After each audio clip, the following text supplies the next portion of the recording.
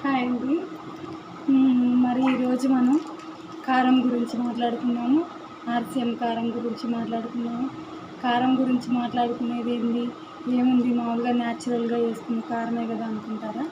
లేదండి, మన ఆర్సిఎం కారం వచ్చేసి ఆర్గానిక్ ఎరువులతో, సేంద్రియ ఎరువులతోటి మా మిరప తోటలు పండించి ఆ మిరపకాయలు స్వచ్ఛంగా నీట్గా కడిగి ఎండబెట్టి మనకి కారం మిల్లుగా ఆడిచ్చేటం తంపుడు కారం అండి. ఇది కడుపులో మంట అనేది రాదు.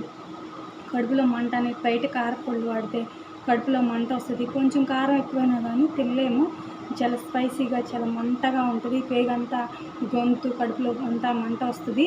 కానీ మన ఆర్సిఎం కారం వచ్చేసి అలా ఉండదండి. చాలా న్యాచురల్గా ఉంటుంది. కొంచెం కారం ఎక్కువైనా కడుపులో మంట ఉండదు, గ్యాస్ట్రిక్ ప్రాబ్లం ఉండదు.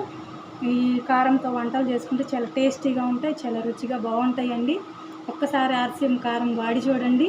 చాలా చాలా ఆరోగ్యానికి మంచిది, ఆదాయానికి మంచిది, ఆరోగ్యానికి మంచిది. ఒక్కసారి ఆర్సిఎం కారం వాడి చూడండి, మీ ఆరోగ్యాన్ని కాపాడుకోండి.